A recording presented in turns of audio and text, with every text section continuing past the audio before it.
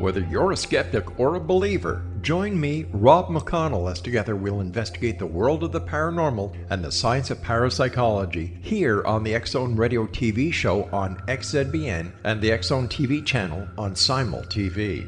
Since 1990, the X-Zone Radio TV show has been the place where people dare to believe and dare to be heard.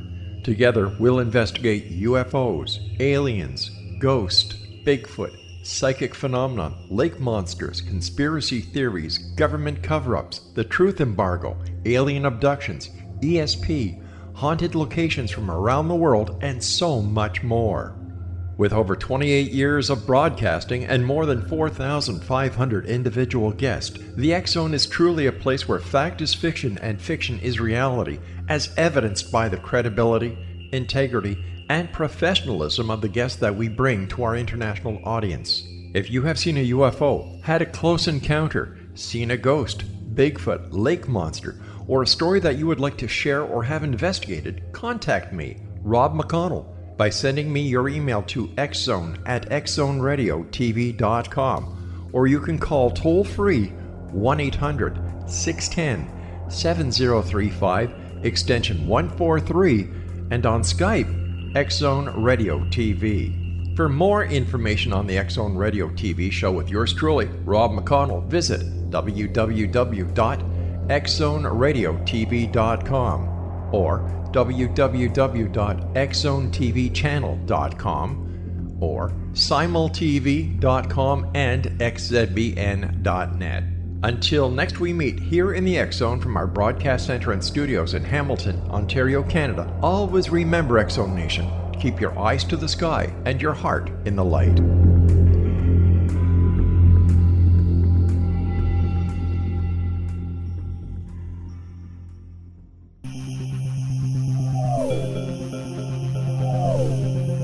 This is A Different Perspective with Kevin Randle. Kevin is a retired United States Army Lieutenant Colonel who has studied UFOs for more than 50 years. His military training has provided him with unique insight into military operations and UFO research.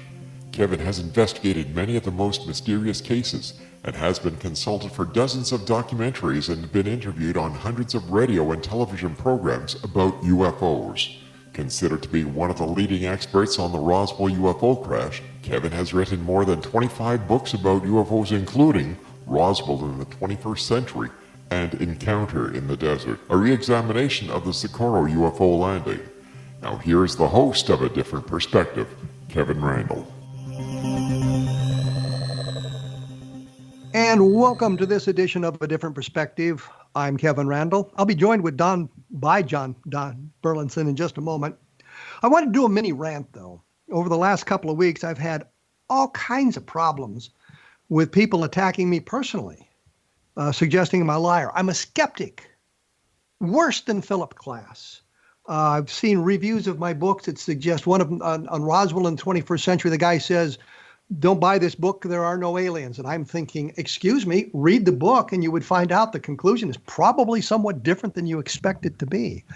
I don't understand why there's this sudden assault on my integrity, but it seems to be circulating through the UFO community. The only thing I have done is try to get to the bottom of the UFO mystery, try to provide the best evidence I can, do the best investigations possible, and provide the best information.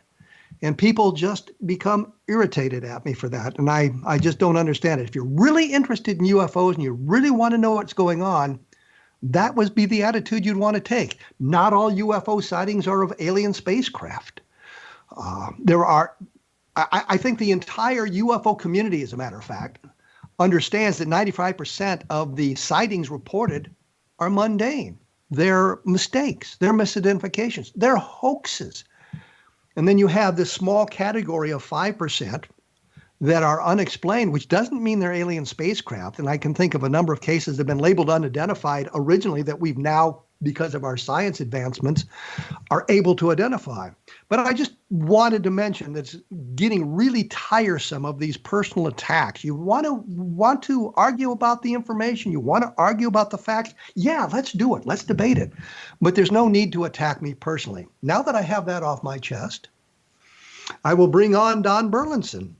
Dr. Donald Burleson is a New Mexico State Director for MUFON and has done work on such classic UFO cases as Roswell, naturally, the Lubbock Lights, the Levelland, Texas landing, Socorro, New Mexico incident, and the Holloman Air Force Base UFO landing of 1964. Please notice all these cases that he's done a lot of work on sort of are right around where he lives. So he hasn't traveled great extensive distances. I think Lubbock is like 3 hours away from his home and that sort of thing. I just had to bring that up for no reason whatsoever.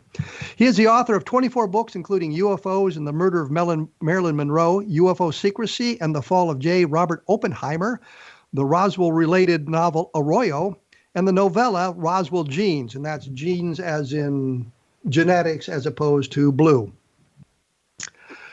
Dr. Burleson is a mathematician, is retired after 50 years of teaching college mathematics and still does research in matrix theory and has been writing a UFO-related newspaper column called Looking Up for the Roswell Daily Record since 1999. He and his wife, Mollie, live in Roswell, New Mexico, which I just kind of alluded to before.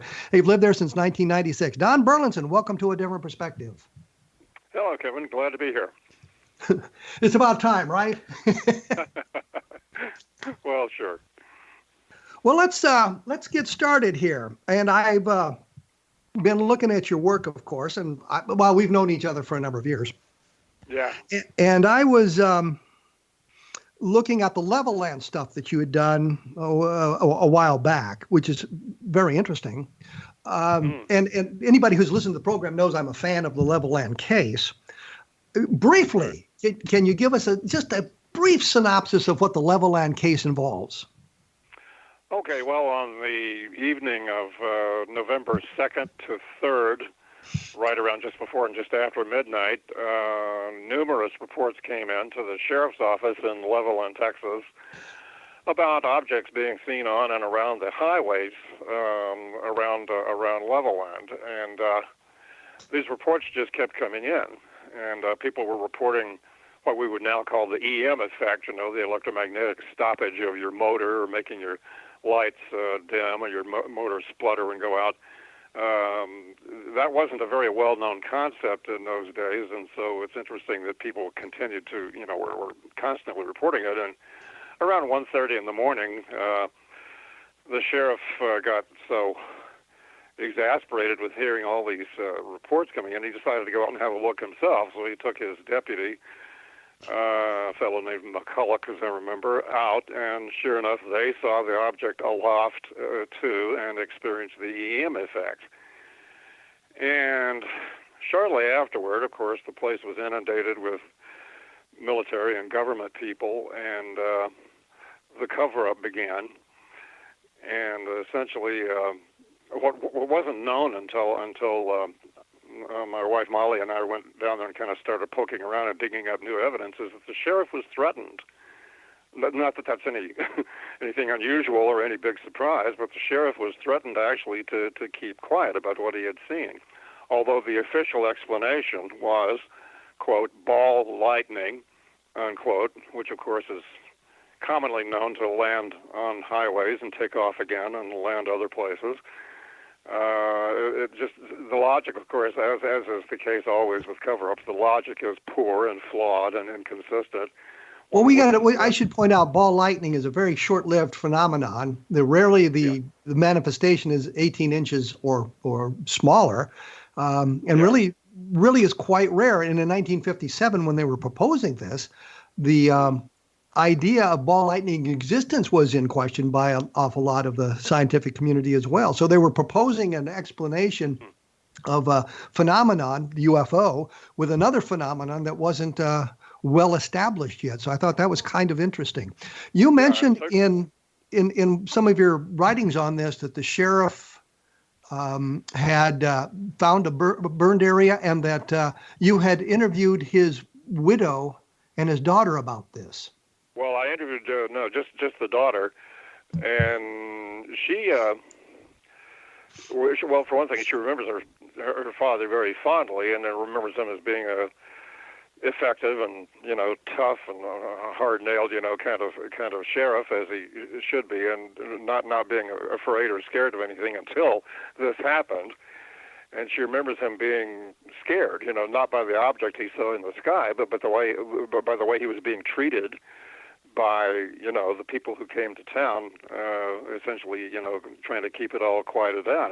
And she did say that, and I've got actually two well-coordinated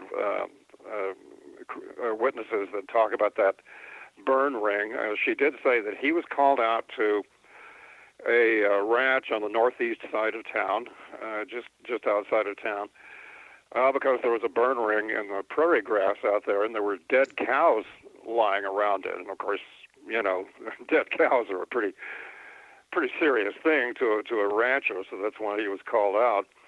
And that correlates well with another witness that we dug up. We went to my wife Mollie and I went to Levelland and spent 3 days there digging around.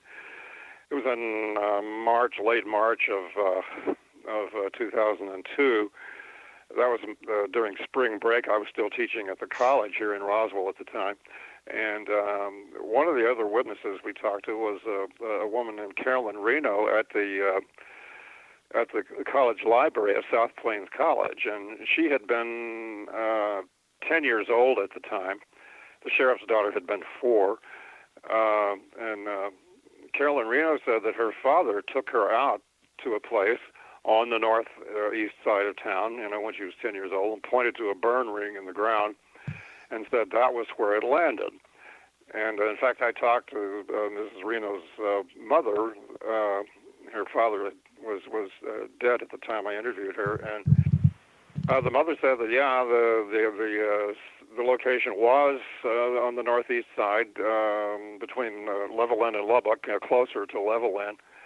And so, the two witnesses actually gave a very well correlated account of where that was. And did the daughter and wife see the ring? I'm sorry. Did the daughter and wife see the ring? Did they see the burned area?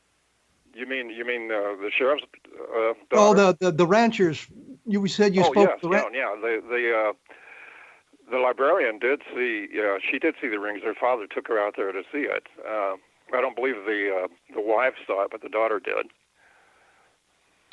And okay. Of course, the sheriff's daughter didn't see it. She was only 4 years old at the time, but she said her father was reluctant to talk about any of it until one day at a coffee shop with a bunch of friends, he kind of started opening up about it, and that's when he talked about being threatened and talked about going out to the ranch and seeing a burn ring. Okay, well, we're going to have to take a break here.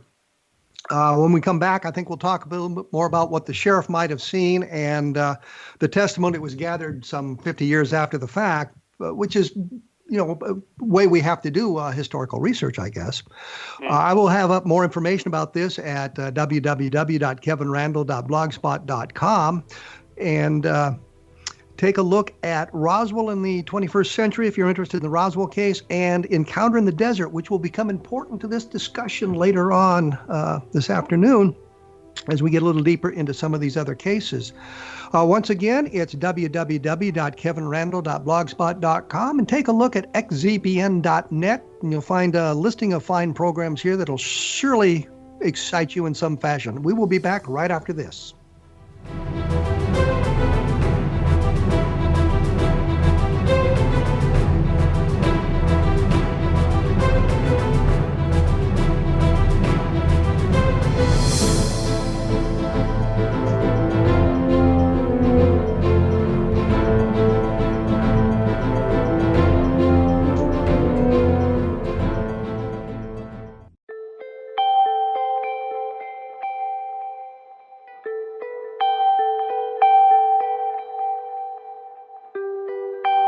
It's hard to listen to the news without realizing we're living in volatile, unprecedented times.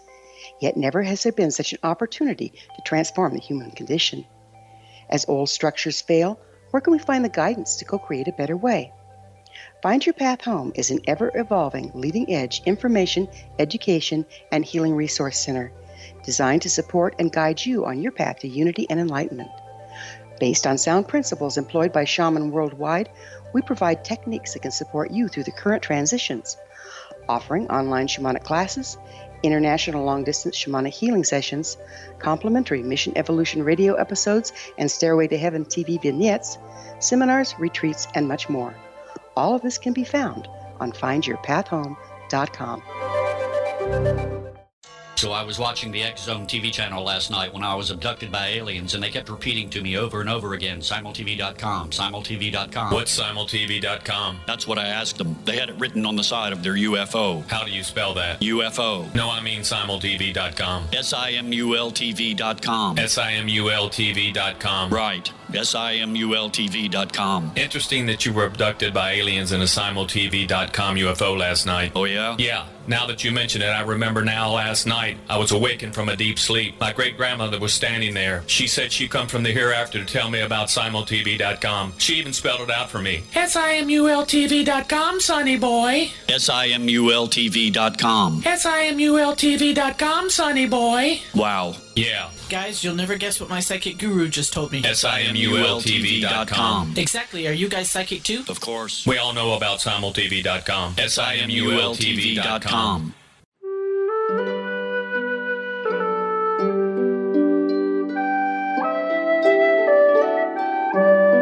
Path Home Shamanic Art School proudly presents the Gathering of Shaman 2019 Fall Retreat, Manifestation Samhain.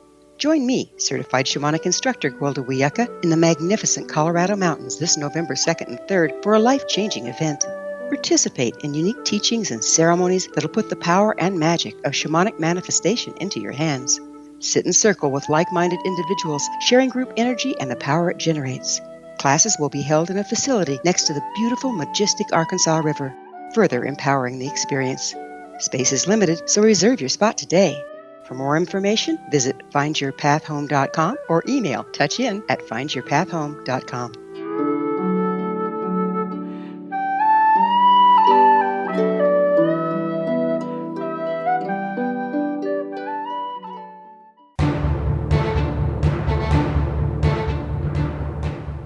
I am here with Don Burleson. He of Roswell, New Mexico, and UFO investigating fame has looked at a lot of the cases I'm very interested in as well. So we'll have a good discussion on all that. When we went away, we were talking about some of the problems Sheriff Weir Clem, I think his name was, had during the investigation, and how he eventually went out himself to take a look at the to see what he could see. I will note here that according to the Project Blue Book files, there is nothing to suggest a burned area anywhere. It may not well have been reported to the Air Force, and that the number of witnesses to the object, according to the Air Force, was only 3. What did you find in your research, Don? Well, actually, even the early NICAP kind of run through, on that whole affair, listed several witnesses. I counted, my wife Mollie drew a new map. Theirs was a little incomplete, and so we kind of drove around, and I would stop and say, okay, make a mark here. This is a quarter of a mile north, and turn here, and this is a quarter of a mile west, and so on. And so we actually put together a map, which was on the cover of one of the MUFON journals a little after that. And I counted, just looking at it this morning, I counted 11 landing sites on and near roadways in and around the town. Let me ask this, because I know from some of the descriptions the object didn't actually land. It came close to the ground, but it didn't land. Yeah, they were different. One witness said he actually saw it land. The one witness said it was already in the roadway when he drove up.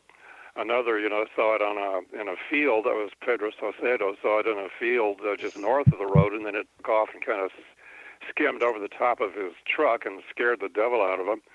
And some people just saw it in the air. There was a farmer who reported it going over his combine and kind of shutting the combine down, with the EM effect, apparently. So, yeah, sometimes it was in the air, sometimes it was on the road, sometimes it was on the road and taking off, sometimes it was in the process of landing. And there must have been close to a dozen motorists who were witnesses who communicated what they had seen to the sheriff. So, yeah, there were a lot more witnesses than that. Well, the NICAP and the Air Force got into a big argument over the number of witnesses. The Air Force claimed 3. Don Kehoe at NICAP claimed there were 9. Don't know why I was Yeah. stumbling over the number. And according Yeah, to well, my calculations and my review of the research, including what's in the Project Blue Book files, there were witnesses at 13 separate locations that reported something, all almost independently of one another, because they all came in from over a short period of time, and there was no opportunity for them to read the newspapers the next morning or any of that sort of thing. So there were at least 13 different witnesses at different locations.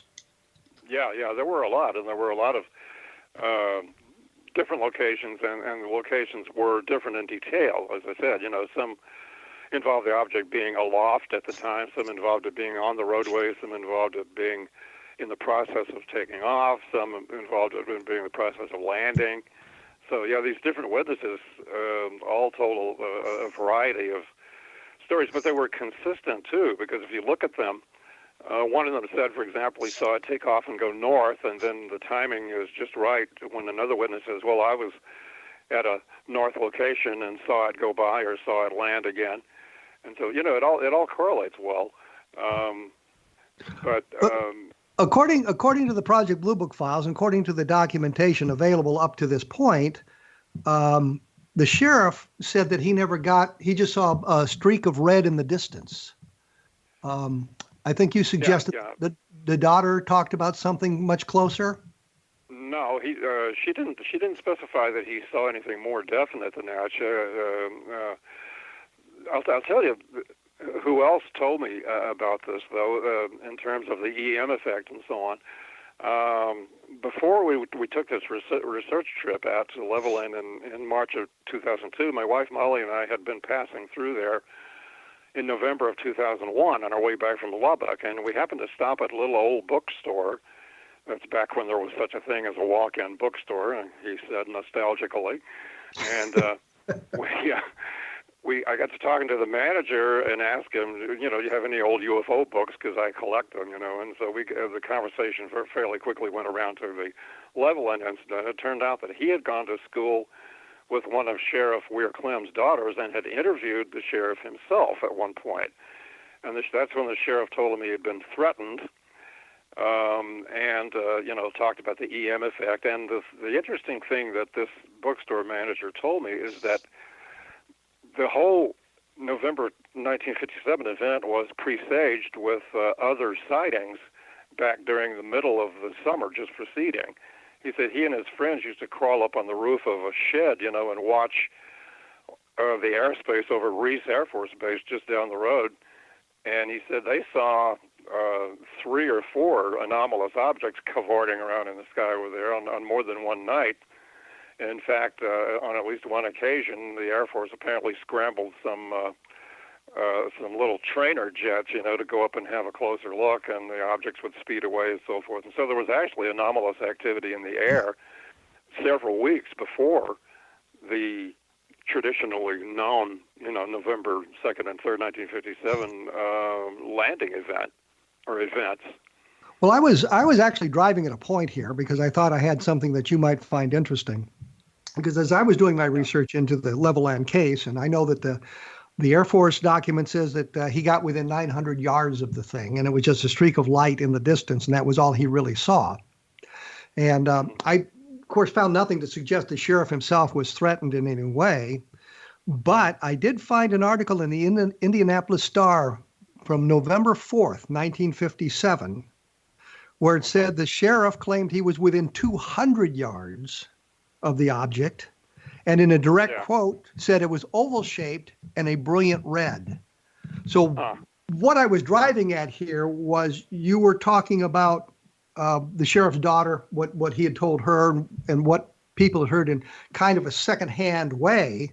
And I had found something from a contemporary source that suggests that the reporter for the Indianapolis Star had actually talked to the sheriff before the Air Force got there and made a big play for it. And he described something that was a little bit more exciting than a streak of red in the distance, which, of course, even if that was all he had seen, that, of course, kind of corroborates what was going on in the area. Yeah, that all fits together very nicely. And one of the main things that the sheriff's daughter kept stressing to me was that he was not the kind of guy who was easily disturbed by things. You know, I mean, he was the kind of guy that would, you know, stare down a nest of rattlesnakes if he had to. You know, he was a tough guy, and he was not easily frightened or disturbed by things. But he was disturbed by this whole thing, and not so much by, as I said, the thing in the sky, but by the way he was treated in the aftermath. You know, basically, she said she remembers him saying that they told him, quote, "Drop it," unquote, and quote, "You didn't see anything," unquote. You know, it reads almost like a movie script. You know, the way they treated him. Well, that's kind of interesting because, of course, we'll get to the Lonnie Zamora case here in just a moment. But that was kind of some of the things that Lonnie Zamora complained about was his treatment by the military and by the news media, for that matter, about what he had seen. And the Zamora case takes place some 7 years later. The other aspect of this, the Condon Committee, the University of Colorado study sponsored by the Air Force to look into UFOs, never looked into the Levelland case at all. I think there's a single reference to it in the Condon report, and it's based on some woman's claim that her car had been stalled by a close approach of a UFO, and they went out, investigated, and couldn't find any evidence of it. And so they kind of dismissed the Levelland case because they could find no mechanism by which a huge magnetic force could suppress an engine, and then the car would spontaneously restart. And that's, the EM effect was something that the Levelland witnesses continually kept harping about. You know, even the sheriff, we went out in his, at that time, new 1957 Plymouth Fury, you know, even had a mechanic look at it the next morning, saying, you know, is there any reason this car should have stalled out the way it did? And the mechanic didn't find anything, of course. Well, the thing that was important here is I got to thinking about that, and there was really nothing in the dialogue or the descriptions or the notes made by the people in the Air Force files and otherwhere that suggested the car started spontaneously. It said when the object left, the car started. And looking at that, you know, I'm thinking they started the car. The occupant started the car. It didn't start spontaneously. So this idea we can reject the cases because there's no mechanism for the cars to start spontaneously is possibly that they didn't start spontaneously. Yeah. They were able to restart their car, or the car operated normally once the object was gone. Yeah, and you know, one of the interesting, maybe the most interesting instance among all of that crowd of witnesses about the EM effect, there was a fellow named Frank Williams who reached a spot near town where three roadways come together, and there was an object sitting there on or almost on the road, and he said that it was kind of a pulsating EM effect. The intensity of light from the object would come up, and his motor would kind of splutter and his lights would go down, and then the lights would go down on the object, and his motor would kind of cough back up to regular speed, and his lights would come back up. So it was an up again, down again, down again, up again thing, kind of as a pulsation effect. Well, we're going to have to take a break here. I'm joined by Don Burleson, he of the Roswell area and UFO investigations, the MUFON State Director for New Mexico. We'll maybe touch a little bit more on Levelland when we come back, but I want to move on to Socorro and some of the things about that, and an article that he'd published in the MUFON Journal about the Holloman UFO landings. I have some questions about that. Blog is www.kevinrandle.blogspot.com, and we will be back right after this, so stick around.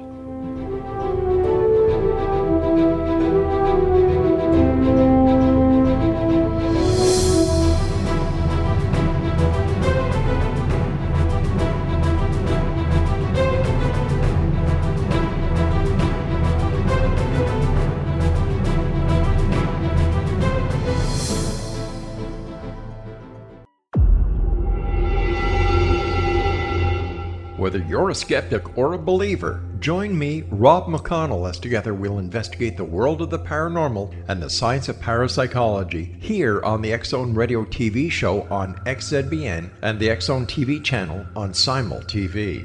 Since 1990, the X-Zone Radio TV show has been the place where people dare to believe and dare to be heard.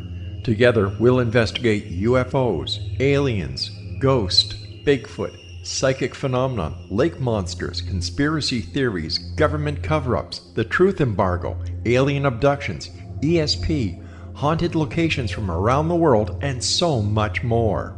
With over 28 years of broadcasting and more than 4,500 individual guests, the X Zone is truly a place where fact is fiction and fiction is reality, as evidenced by the credibility, integrity, and professionalism of the guests that we bring to our international audience.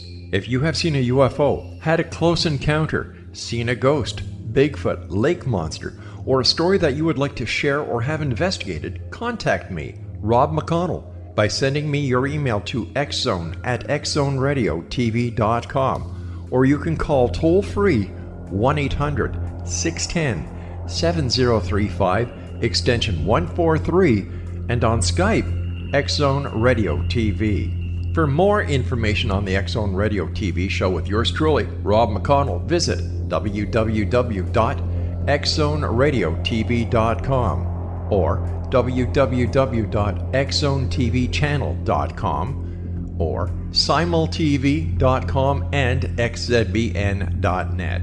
Until next we meet here in the X Zone from our broadcast center and studios in Hamilton, Ontario, Canada, always remember, X Zone Nation, keep your eyes to the sky and your heart in the light.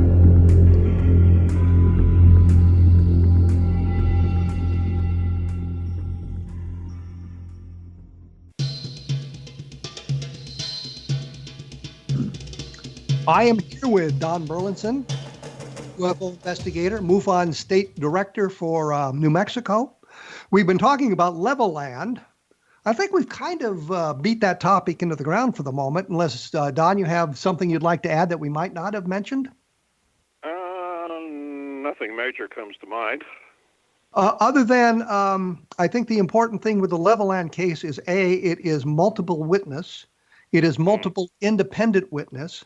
The object interacted with the environment. There may have been landing traces, which would have been great evidence if they'd gathered it in 1957. Rather than speculating about it today, we'd have a much stronger case. So let's move on to this article, which relates to Socorro in one respect, that you wrote for the September issue of the MUFON Journal. And there was something in here that kind of bothered me. There's been I'm sure you know, there's been a kerfuffle, I can't think of a better word, a little conflict about the symbol that was seen on the side of the craft. Yeah. Ben Moss and Tony Angiolo think it was an inverted V with three lines through it. Lonnie Zamora seemed to think that it was more of an umbrella-shaped symbol with a sort of an arrow in it, painted bright red. And the idea was, I think in 1964, when the landing took place, Captain Holder, who was an Army officer that was involved in the early investigation, I mean, within literally a couple of hours of Zamora seeing the object, had suggested that maybe Zamora not talk about the symbol so that if other people reported the craft and a symbol on it, they would be able to weed out copycats and that sort of thing. Mm-hmm. But you had in here in the article that there was a secret briefing given to fighter pilots about the symbol so they would know what it looked like. And they talked about it being the inverted V with the three lines through it. And I was wondering what the source for that comment was. Well, as I understand it, Lonnie Zamora's actual description of the symbol, the red symbol in Spanish, was tres líneas, una V invertida con tres líneas debajo, which is, an inverted V with three lines under it. By under it, he means it covers them, not at the bottom of the page. Well, let me interrupt here. I think that description was given by Nep Lopez. I think it was the police dispatcher rather than Lonnie.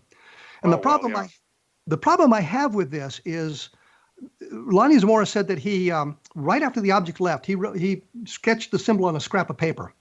Right. And that paper was given to the military and is in the Project Blue Book files, and Lonnie Zamora signed it. And it's the umbrella symbol with the arrow up through it. Yeah. And then he drew the symbol himself for Holder and FBI agent Arthur Burns. And it was that same symbol, and he signed that. And, Rick Baca drew, based on Zamora's description, drew what the object looked like and drew that same symbol on it under the direction of Lonnie Zamora. So my question would be, why would the Air Force file have that symbol in it and not the inverted V with the 3 lines through it? It is a little strange that the Air Force file would have that. The inverted V with the 3 lines was one thing, and the one with the curved, sort of bear's paw kind of effect, under a sort of little dome. As if I understand Coral Lawrenson's work on this correctly, she suggested, from having talked to people around the area, that apparently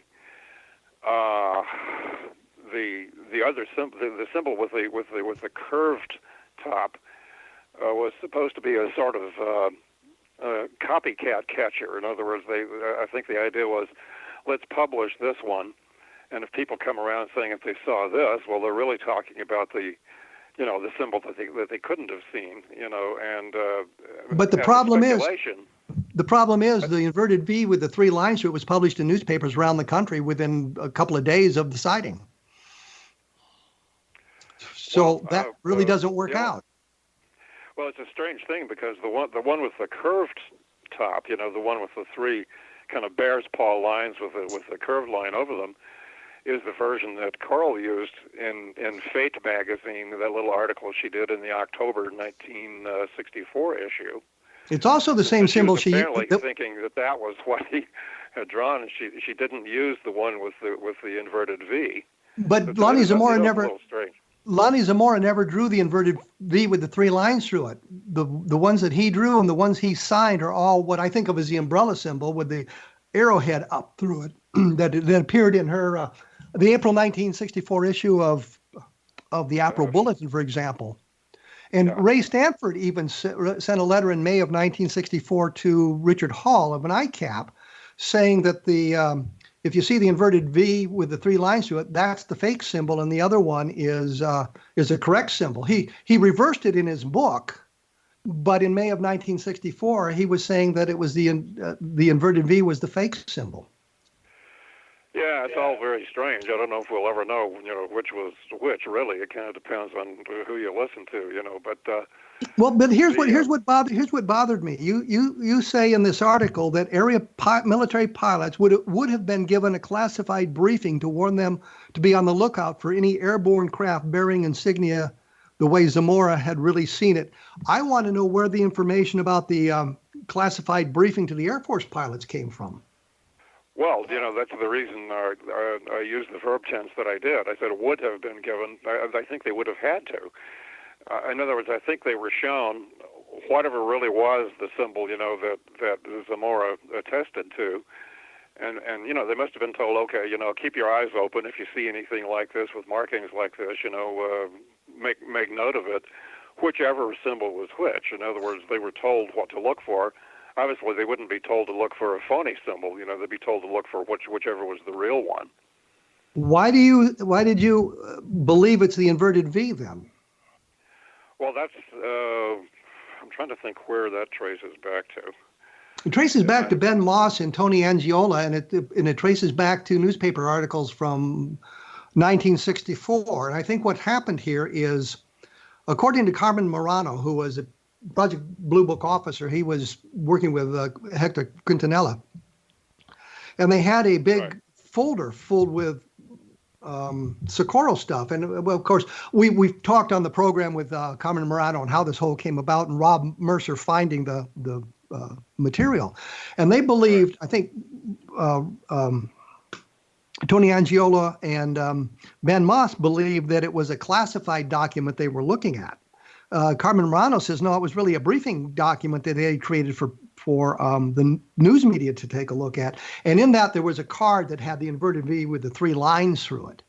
And it looks like it was something that was copied out of a newspaper and drawn on the card. And they assumed that's the real symbol. And that was what Ray Stanford suggested in his book.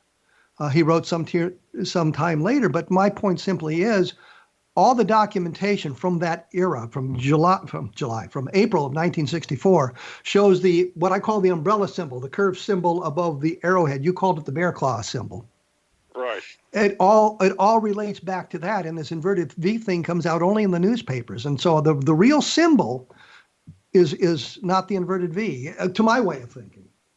So I was just... Well, the bear claw symbol is the one that Cora Lorenzen used in that Fate magazine article in October 1964. Yeah, I have no problem with that. I mean, that's the symbol she used, and as I said, she published it in the April Bulletin. But the problem is, Lonnie Zamora drew the symbol himself personally. The documents are in the Air Force file, and he signed that as the real symbol. And I cannot figure out a reason he would have done that in what would have at the time probably been a classified document with no expectation of anybody outside the military seeing it. It is all pretty strange, I have to admit, the two symbols.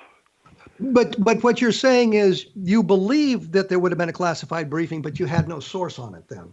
Well, the thing is, I'm just supposing that whichever was the real symbol that was really on the object, area pilots, somebody would really be remiss, if they didn't brief area pilots on what that looked like. But I mean, the point is, there's no source. There's not some pilot said I sat in a class. It's the sort of thing you just figure, the Air Force would do. It would be in their own self-interest to do it. Okay. Well, let's move on to, and we just have a second before I have to break. You also in that article have an affidavit that talks about the landing at Holloman Air Force Base in April 1964. A long affidavit, but it seems to me the affidavit is mostly from secondhand sources. We don't have the base commander was already deceased, some years before, and essentially it's from his son and a business associate who actually did the writing. So we don't have access to the actual base commander because he died a number of years ago. But I mean, his son was. I had no reason to suppose that he would make up something like that about his father. He seemed like a pretty straightforward chap. It was kind of a bombshell to me because I was actually giving a talk on Holloman. Let me interrupt here. Let me interrupt here because I've got a break. I'm coming up against a hard break. I got to go. Right. We'll have more information about this at my blog, www.kevinrandle.blogspot.com. And as I say often, the book is Roswell in the 21st Century. It gives you a different perspective about the Roswell case and, of course, Encounter in the Desert. Looks at all of the stuff about Lonnie Zamora's symbol and all of that stuff in depth for those of you who are interested in getting more information about that. And there's things on my blog about it as well. We will be back right after this with Don Burleson talking about the Holloman landing. So stick around.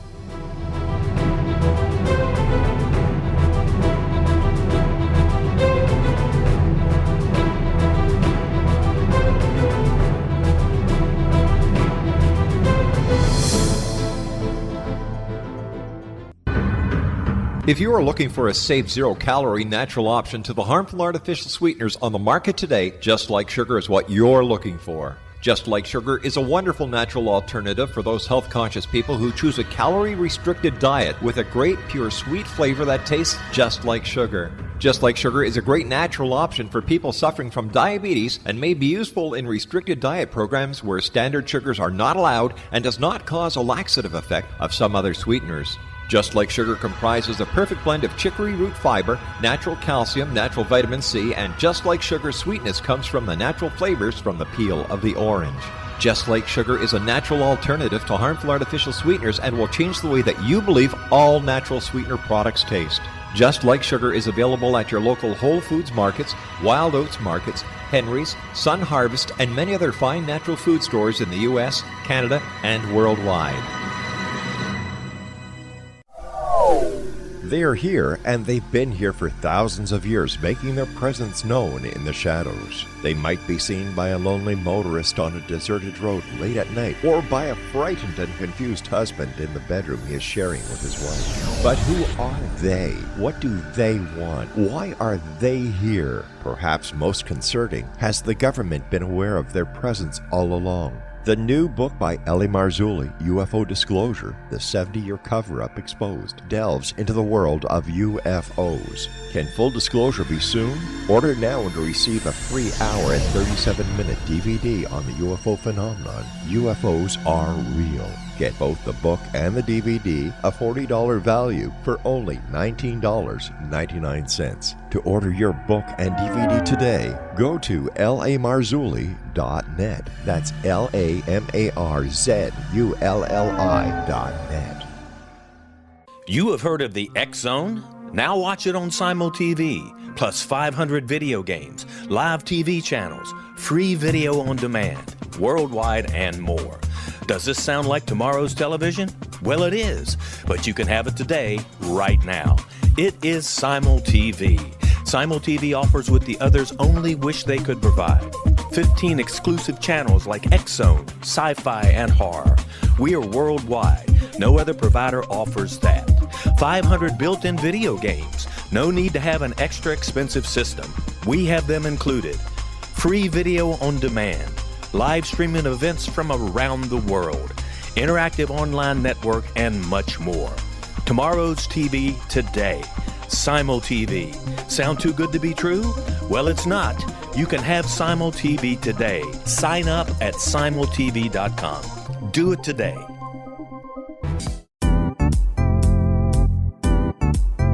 Memorable dynamic presentations are a not-so-secret weapon in the business world.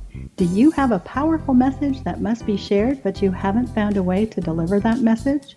Do you want to be known as a top public speaker who gets amazing results? Are you ready to create and deliver your powerful message? Thomas Hides can help you create and deliver your speech to get the results you desire.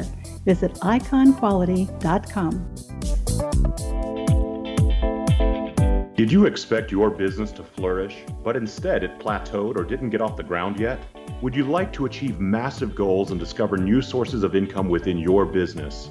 When you're ready to experience that type of success with fast results, Cindy Hendricks is the business coach for you.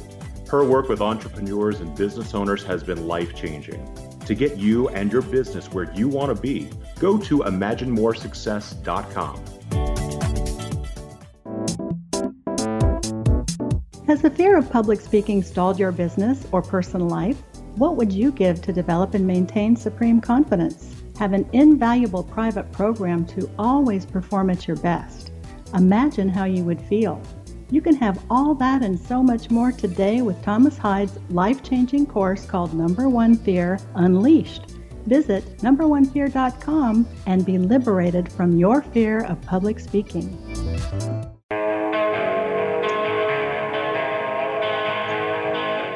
I am here with Don Burleson. He, the MUFON State Director for New Mexico.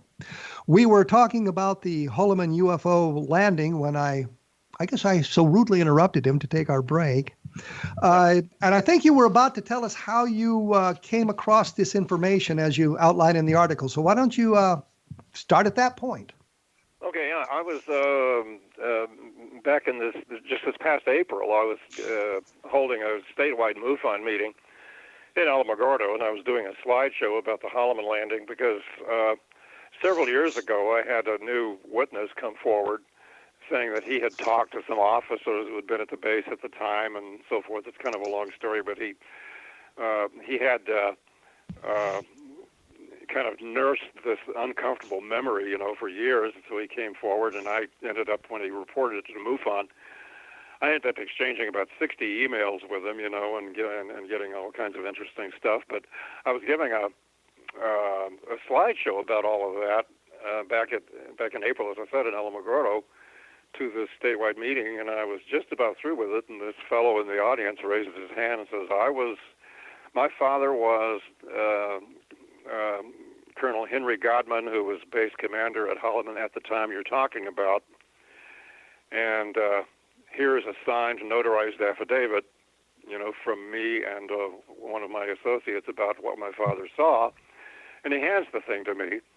And of course, at the time, I only had a chance to just kind of quickly glance over it, but I went back, of course, much more in detail later and looked it over. And basically, he tells the story that, first of all, it involved some other people. It involved one of the Operation Paperclip scientists from Germany, a fellow named Steinhoff, and his son had written to the base commander's friend, or rather his son's psychiatrist in California had written to him and said, this guy who was an airman back at Holloman in those days is really disturbed by all this, and apparently something anomalous really happened there involving a UFO and so forth.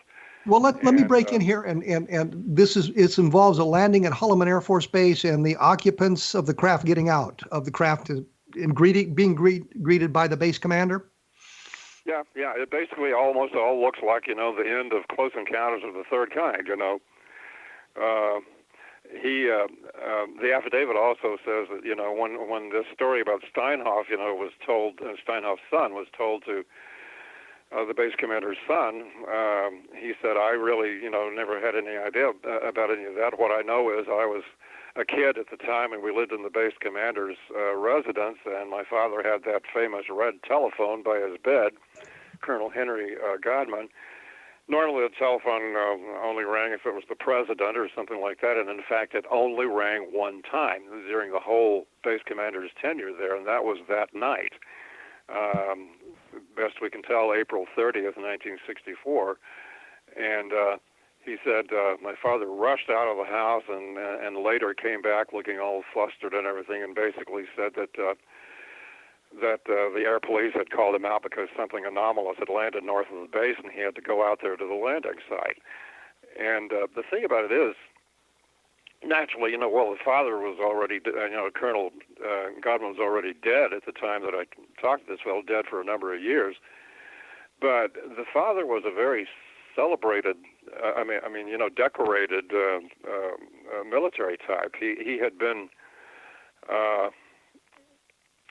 he's got a war record going back that just reads, like a movie script. He had been private pilot to General MacArthur during most of World War II, for example.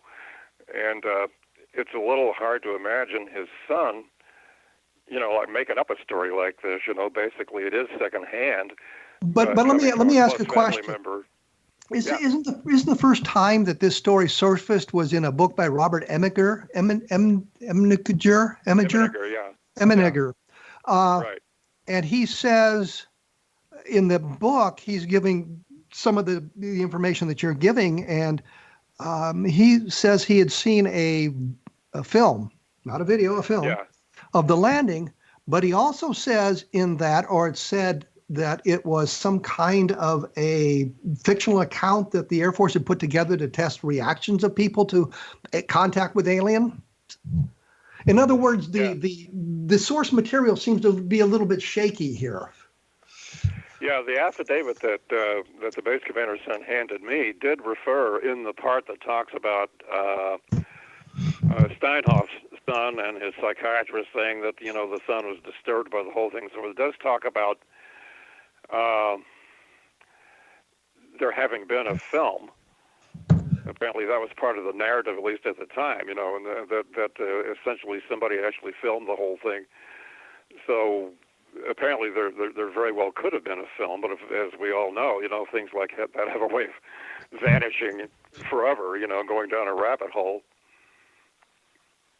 Well, I looked into this when I was doing the book Encounter in the Desert, because I wanted to talk about other New Mexico landings, and this happened within 2 weeks of Lonnie Zamora's landing, or less than 2 weeks. 6 days later, yeah. Yeah. So it becomes an important part of it. And so I reviewed all this material very carefully, and at the very bottom, it seemed that the source material wasn't all that structured. I mean, they're talking about, well, we saw this film and they were going to give it to us for a documentary that we were going to produce and that sort of thing. But he also kind of takes it away and said that it was some kind of a fictional account that they put together. So it all seems to be based on kind of a shaky foundation here. And I'm wondering if maybe the Colonel's son didn't bring in some of this from the book. And the book's been out forever and a week. Not my book, Encounter in the Desert, but Emiker's book, what is it? UFOs Past, Present, and Future. Right, yeah. And so the story's in there as well as in my book. So, it's kind of worrisome about the only thing that the base commander's son actually claims, because there's all that other stuff from his business associate who wants to be anonymous, about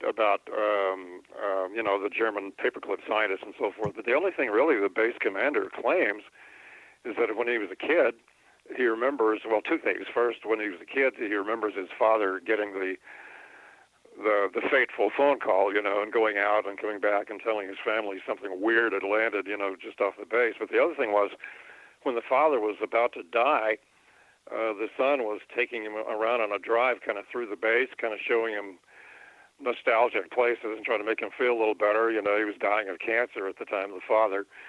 And his father actually pointed to a certain place, that they drove by and said, that's where Dr. What's his Steinhoff. Steinhoff and I saw the aliens. And really all he claims is that as a kid, he simply remembers his father imparting these things to him. Well, the quote in your article says this is where Dr. Steinhoff and General, unknown name, the general station, Holloman at the time, visited with the aliens. So but again, of course, that's secondhand. I mean, we don't have the base commander alive, to tell the tale, but we're just essentially going on what the son says he remembers. Okay. What's your feeling of the secondhand testimony? I mean, we've talked about a number of secondhand testimonies today. Yeah, well, of course, firsthand testimony is always better, but, you can't always get it. Secondhand testimony, in my mind, kind of depends on the circumstances. It depends on who it is, what the relation is, what the motivations would be. If somebody's looking for headlines or if somebody's looking for to make some kind of particular impression or something. It's very different if it's a close family member, or if it isn't. And it really, I think, depends on circumstances. But heaven knows, firsthand stuff is always better. Well, we're going to have to wrap it up here. Do you have a website that you'd like to talk about or get people to look at? Well, not so much that. If they would like to know about my books, they can find them on Amazon. The Marilyn Monroe book is doing very well there. That's something I had an exciting time doing. And the book about Oppenheimer, basically just look up Donald Burleson, and those books will be listed there. Well, I think anytime you put Marilyn Monroe in anything, you're going to have a good reaction. Yeah. I tell everybody I don't take any credit for this book selling well. Marilyn sells everything herself just by her image, Well, thanks a lot, Don. Appreciate you taking your time this afternoon to talk to us about these things, and I hope the questioning wasn't too tough for you. No, my pleasure. We have to look at these things skeptically, I suppose, to get to the truth. But I appreciate you showing up. Thanks a lot, and you have a good day. You bet. Thanks. Bye-bye. So as I say, what we have here, at the end of the day, is I will put up some information on my blog at kevinrandle.blogspot.com. Sometimes I go into a little bit more depth about what we discussed, or give you an idea of where you can find more information or links to additional information, so you can kind of look at this yourself and decide whether, I'm a little hinky about that. I don't know if I want to believe that, or this is information that I find particularly credible. And I think that that's the way we need to do this in today's world. We need to look at all sources of information. So we have Don Burleson, who's presented his side, I guess, from a believer perspective. And I take a look at it from a little more skeptical point of view. And I think that's the way we need to do that, to really come to a conclusion. This is another of a long series of reports that we'll be doing on these sorts of things, I hope, in the near future. As I say, take a look at Roswell in the 21st century. Take a look at Encounter in the Desert. This one is specifically relevant to today's program. Take a look at xzbn.net,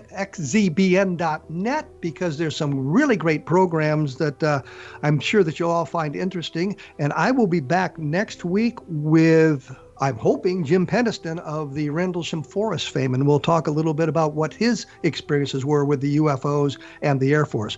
So we will be back in 167 hours and look forward to hearing from you then. Thank you.